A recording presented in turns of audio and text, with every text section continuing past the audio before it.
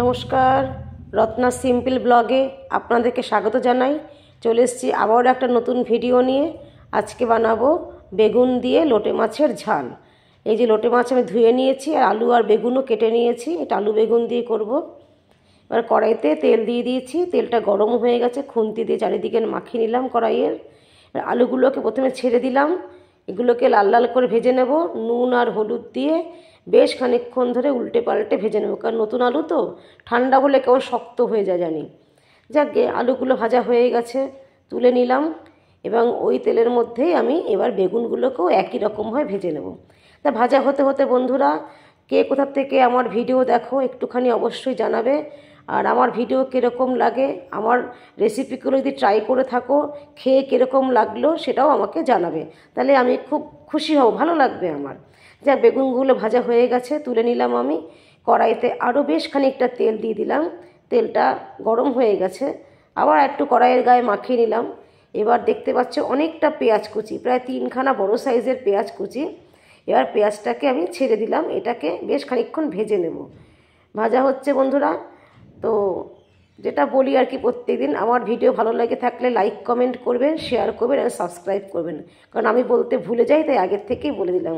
যাক, রসুন বাটাও দিয়ে দিলাম। রসুনটা ভাজা ভাজা হোক, রসুনের কাঁচা গন্ধটা চলে যাওয়া পর্যন্ত কষতে থাকবো। বেশ কয়েকটা কাঁচা লঙ্কাও আমি চিড়ে দিয়ে দিলাম, আর একটা বড় সাইজের টমেটো আমি দিয়ে দিলাম। টমেটোটা যাতে তাড়াতাড়ি করে গলে যায় এই জন্য এটাকে নুন দিয়ে দিলাম।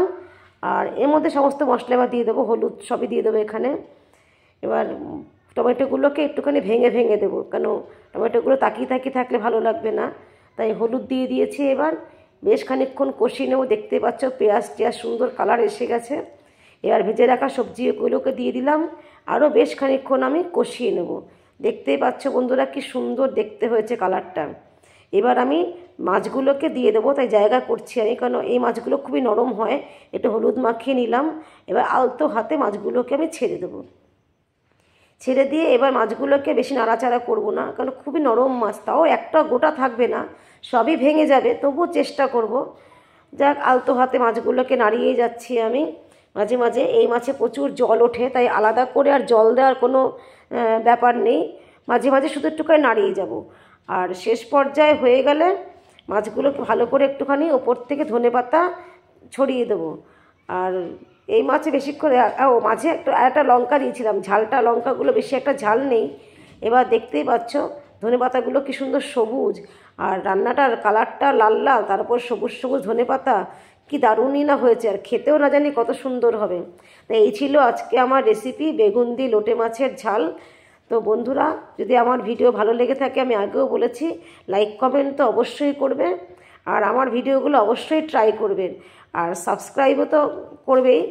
আর সবাইকে অসংখ্য ধন্যবাদ, থ্যাংক ইউ।